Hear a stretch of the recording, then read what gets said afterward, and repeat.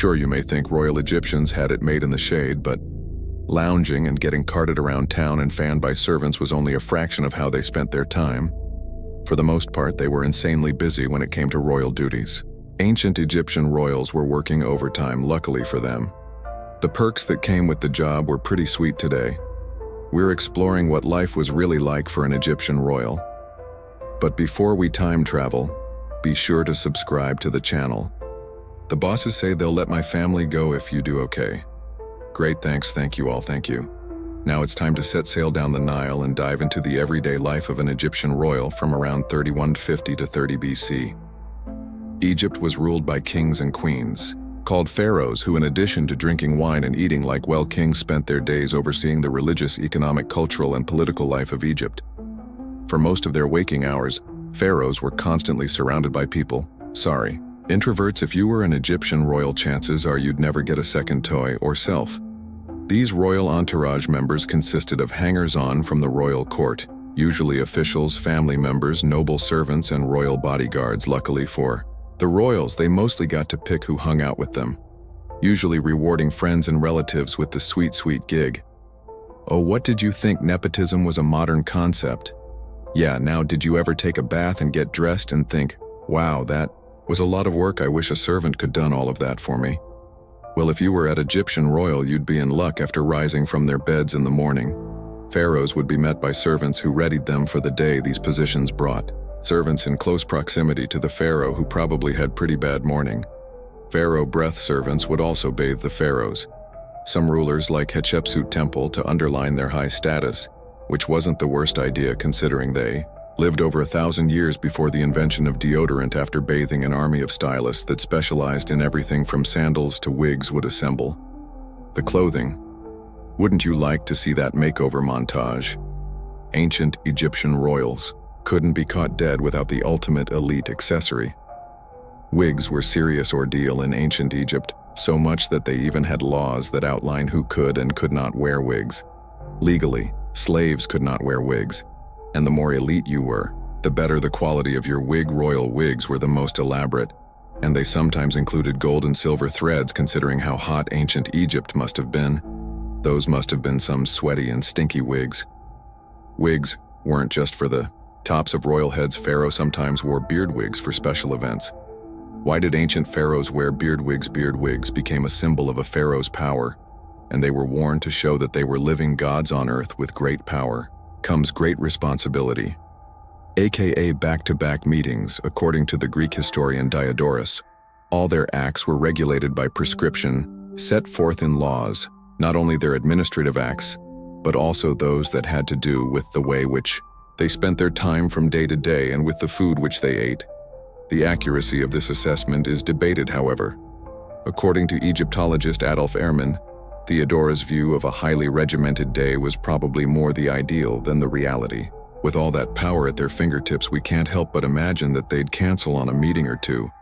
When you nonetheless, pharaohs had religious and legal duties like participating of ceremonies and exercising judgment to fulfill every day, and the routines were probably well regulated to manage the volume of tasks expected of them.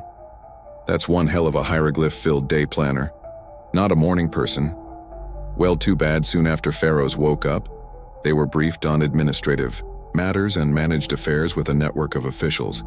They usually spent their mornings receiving guests in audiences and putting up metaphorical fires, and that wasn't optional according to the Odorous. These tasks were mandates. Imagine having an admin meeting every single morning in a world where coffee wasn't yet invented. See, being a king was hard. Limos or sports cars may not have been invented yet, but that doesn't mean pharaohs didn't travel in style. Ever heard of a sedan?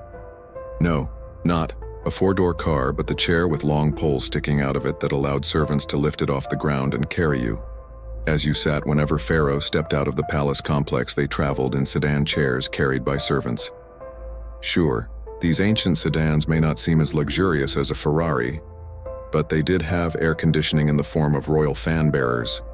A fan bearer's job could reflect a close personal relationship with the pharaoh himself, and it has been suggested that these fan bearers may have been part of the pharaoh's bodyguard. Sounds also like a good way to keep the guns toned while keeping guard.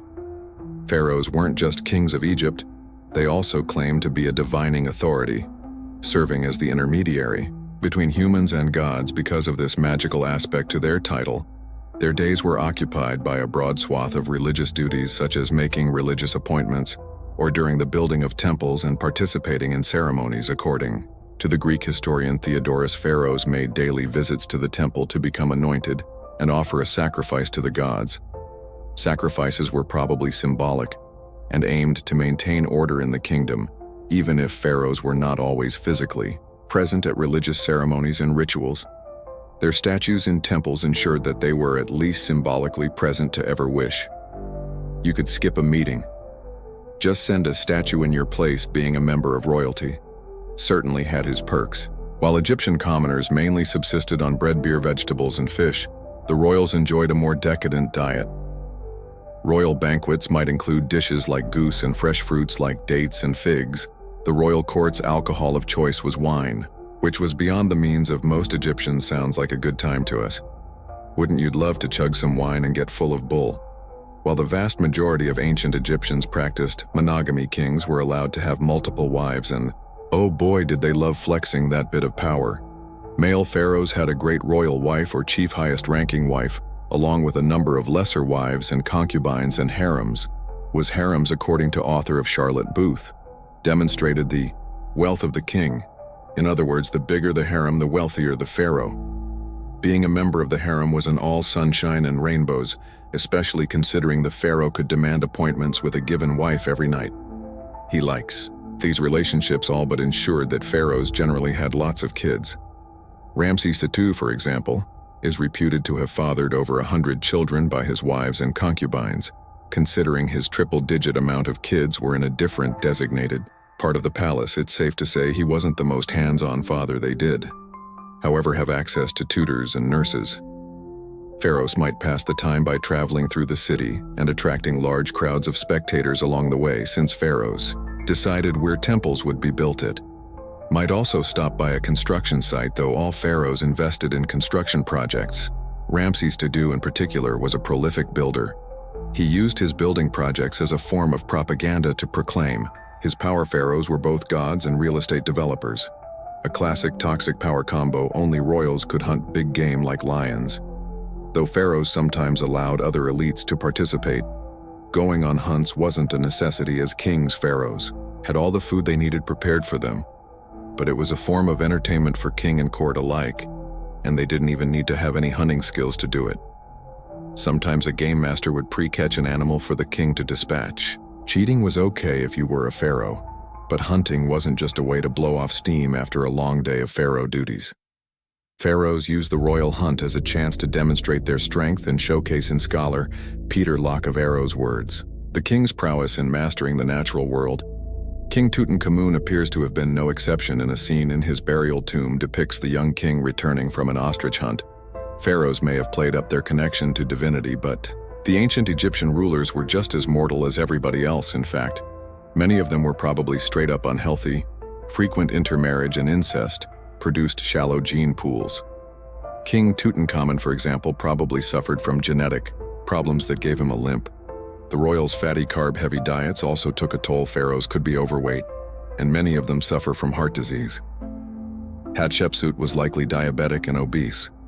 These diet-related health problems were somewhat ironic, given Diodora's claim that the royal family's whole diet was ordered with such continence that it had the appearance of having been drawn up not by a lawgiver, but by the most skilled of their physicians, with only their health in view. Or maybe the royals just had one too many cheap meals. Do you think your family has baggage? Try being an Egyptian royal. Sometimes a pharaoh's authority was challenged by members of his or her own family. In 1155 BC, Ramses III was done away with in something called the harem conspiracy. In this instance, one of his wives, Tai, probably orchestrated the whole debacle so that her son could rule. Hatshepsut and her successor likewise had to deal with fractious family members during their reigns. Cleopatra, the last pharaoh of Egypt, could consolidate her authority by engaging in a civil conflict with her younger brother and husband in 48 BC. If they had only tried family counseling. First, ancient Egyptian royals certainly lived colorful and larger-than-life existences, from packed work days to high-octane playtime. There was never a dull moment for these wig-clad pharaohs and their surrounding entourage. is what do you think of the lives of ancient Egyptian royals with cheese? Let us know in our comments below. Thanks for watching.